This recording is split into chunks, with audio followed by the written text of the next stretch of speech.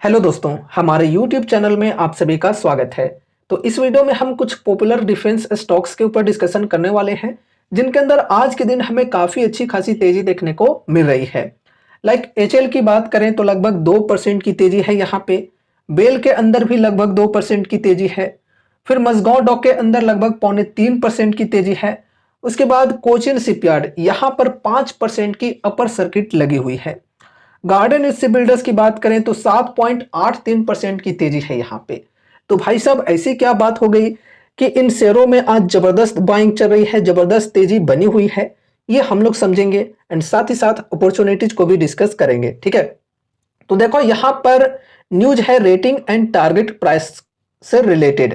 JP Morgan initiates overweight call on HAL Bharat Electronics, Mazagon Dock bags neutral rating. तो देखो दोस्तों, एक ग्लोबल ब्रोकरेज फर्म नाम है जिनका जेपी मॉर्गन, इन्होंने यहाँ पर कवरेज शुरू किए हैं कुछ पॉपुलर डिफेंस स्टॉक्स के ऊपर, लाइक एचएल, भारत इलेक्ट्रॉनिक्स एंड मजगांव डॉक। तो एचएल एंड भारत इलेक्ट्रॉनिक्स के ऊपर इन्होंने ओवरवेट की रेटिंग दिए हैं एंड मजगांव डॉक के अंदर न्यूट्रल रेटिंग दिए हैं। चलो आगे बढ़ते हैं, समझते हैं एक एक स्टॉक्स के ऊपर क्या रेटिंग्स एंड टारगेट प्राइस दिए गए हैं। तो देखो दोस्तों, यहां पर अगर हम बेल की बात करें तो बेल के अंदर ओवरवेट की रेटिंग दी गई है एंड टारगेट प्राइस दी गई है 340 रुपए की, जो कि पिछले दिन के क्लोजिंग प्राइस से 16% की गेन होती है। ठीक है, एंड उसके बाद यहां पर एचएल की बात करें तो एचएल के अंदर भी ओवरवेट की रेटिंग दी गई है एंड टारगेट प्राइस दी गई है 5135 की, जो कि पिछले दिन के क्लोजिंग प्राइस से 20% ज्यादा है। ठीक है, एंड उसके बाद मजगांव डॉक की बात करें तो इसके अंदर न्यूट्रल रेटिंग दी गई है एंड टारगेट प्राइस काफी छोटी दी गई है, मात्र 4248 की, जो कि पिछले क्लोजिंग प्राइस से 2% ज्यादा है। अब देखो, ये जो टारगेट है ये आज कंपनी ने अचीव भी कर ली है इजिली, एकदम तुरंत से। अभी देखो, मजगांव डॉक से बिल्डर्स के अंदर लगभग 3.25% की तेजी है और प्राइस है 4290 की। टारगेट दी गई थी मात्र 4248 की ही, तो ये तो टारगेट अचीव हो ही चुकी है। लेकिन अगर हम आज के हाई की बात करें तो आज 4450 के लगभग यहाँ पर हाई लगी है स्टॉक की, जो कि काफी ज्यादा है। पिछले क्लोजिंग प्राइस से यहाँ पर 2% की गेन की एक्सपेक्टेशन थी, जो कि कंपनी ने बढ़िया तरीके से अचीव भी कर ली है। और यहाँ पर अगर हम ओवरऑल तेजी की बात करें तो 5% से भी ज्यादा की तेजी थी स्टॉक में, लेकिन यहाँ पर एक रेजिस्टेंस की लेवल है 4450 की, तो यहाँ से प्रॉफिट बुकिंग भी हुए हैं और इस वजह से ओवरऑल गेन की जो परसेंटेज है वो यहाँ पर हमें कम होते हुए देखने को मिल रहे हैं। अभी 2.74% की तेजी है, लेकिन मार्केट क्लोज होते होते देखा जाए ये जो परसेंटेज है ये बढ़ती है या फिर और घटती है। ठीक है, तो देखो दोस्तों, ये रहे ratings and target price in stocks को लेकर। अब देखो, यहां पर हम Cochin shipyard and garden rich builders की बात करें तो इनके अंदर रेटिंग्स एंड टारगेट प्राइस नहीं दी गई थी, लेकिन इनके अंदर क्यों तेजी आ गई भाई? यहां पर भी जबरदस्त तेजी है, उनके कंपैरिजन में तो यहां पर और भी बढ़िया तेजी है। ये कैसे हो गया? तो देखो भाई, ऐसी बात नहीं है कि सिर्फ यही कुछ डिफेंस स्टॉक्स के अंदर तेजी बनी हुई है, लगभग पूरे डिफेंस सेक्टर में ही तेजी बनी हुई है। डिफेंस सेक्टर के अंदर जेपी मॉर्गन जो है ये कुछ पॉपुलर स्टॉक्स के ऊपर रेटिंग्स एंड टारगेट प्राइस तो दिए हैं, लेकिन इस पूरी सेक्टर को लेकर काफी सारी चीजें इन्होंने कहे हैं। ठीक है, सेक्टर की फ्यूचर ग्रोथ के बारे में काफी सारी चीजें कहे हैं और बताए हैं इन्होंने कि अभी इतनी बड़ी गिरावट आने के बाद डिफेंस शेयरों में बाइंग करने का काफी अच्छा मौका है और लॉन्ग टर्म के पर्सपेक्टिव से ये जो स्टॉक्स हैं काफी बढ़िया हैं। जिस प्रकार की गवर्नमेंट की सपोर्ट है आत्मनिर्भर भारत की, उस हिसाब से देखा जाए तो डिफेंस कंपनीज की जो फ्यूचर है ये काफी शानदार, काफी ब्राइट होने वाली है। ठीक है, और जैसा कि आपने देखा कि पिछले कुछ सालों में डोमेस्टिक जो डिफेंस कंपनीज हैं इनको सरकार के तरफ से काफी बेहतरीन ऑर्डर्स मिले हैं। ठीक है, आत्मनिर्भर भारत पहल के तहत, और गवर्नमेंट की भी कोशिशें यही है कि आगे चलकर हम डिफेंस सेक्टर के अंदर पूरी तरह से आत्मनिर्भर हो जाएं। तो ऐसे में आगे चलकर भी डिफेंस कंपनियों को काफी बेहतरीन प्रकार से ऑर्डर्स मिलेंगे। साथ ही साथ एक्सपोर्ट की टारगेट रखी गई है डिफेंस मिनिस्ट्री के द्वारा कि आने वाले कुछ सालों में हम जो डिफेंस एक्सपोर्ट है इसे 50,000 करोड़ तक पहुंचाने वाले हैं। ठीक है, तो गवर्नमेंट की सपोर्ट काफी बेहतरीन तरीके से मिल रही है डिफेंस सेक्टर को। इस वजह से ब्रोकरेज फर्म जो है ये काफी यहाँ पर पॉजिटिव है और जो इंडिया की डिफेंस सेक्टर है ये अभी अर्ली स्टेज में है, तो यहाँ पर ग्रोथ की जो चांसेज है ये काफी ज्यादा है, ये इनका कहना है। एंड यहाँ पर देखो कैपिटल एक्सपेंडिचर से रिलेटेड कुछ चीजें बताई है। Supported by increasing capital expenditure estimated at $150 billion over the next 5 years and a strong push for domestic manufacturing। जैसा कि हमने बोला कि डोमेस्टिक मैन्युफैक्चरिंग के ऊपर आत्मनिर्भर भारत पहल के तहत गवर्नमेंट जो है ये काफी ज्यादा ध्यान दे रही है।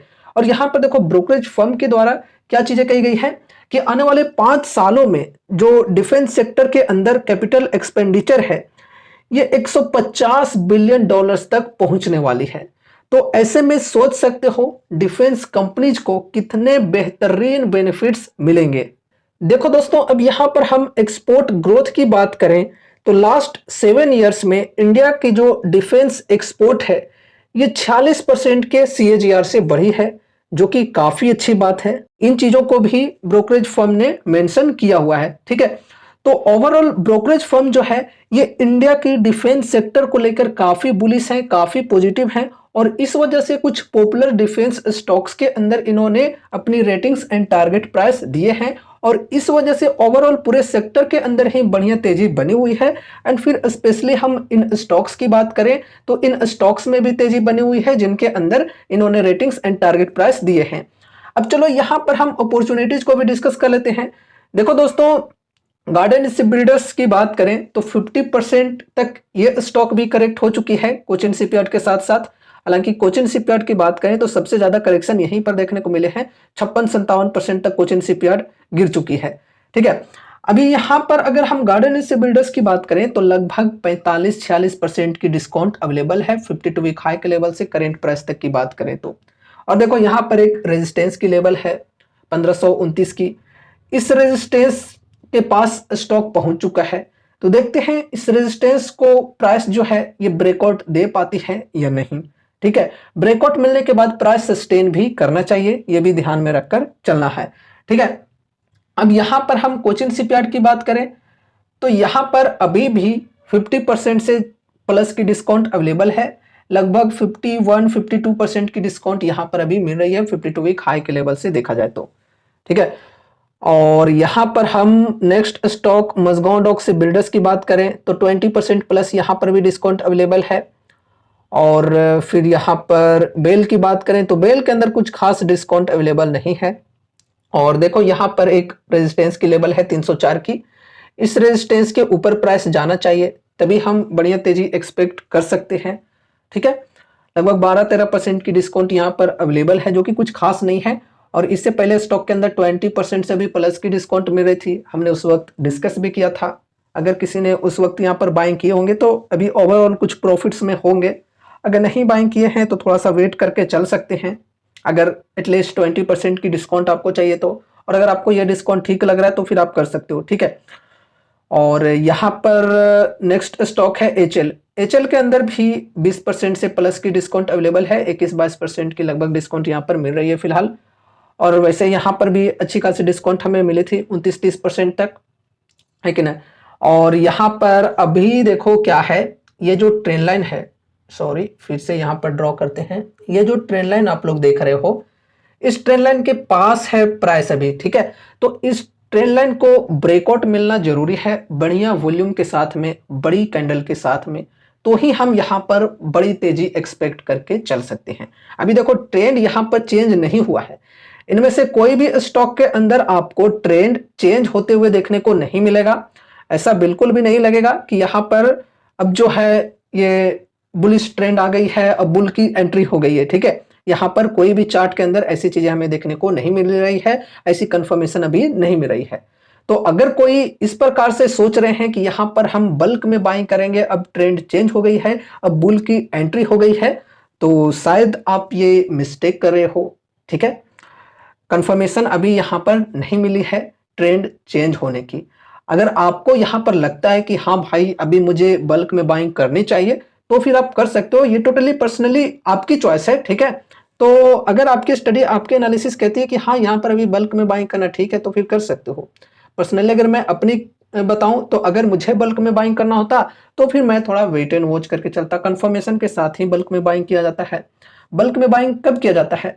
जब आपको प्रॉपर एक इंडिकेशन मिले कि हाँ भाई यहां तक अब स्टॉक गिर चुकी है, अब और ज्यादा गिरने की उम्मीद नहीं है और वहां से तेजी की कंफर्मेशन मिल रही हो, तो उस वक्त बल्क में बाइंग किया जाता है। ठीक है, तो ऐसी चीजें अभी इन स्टॉक्स के अंदर हमें देखने को नहीं मिल रही है।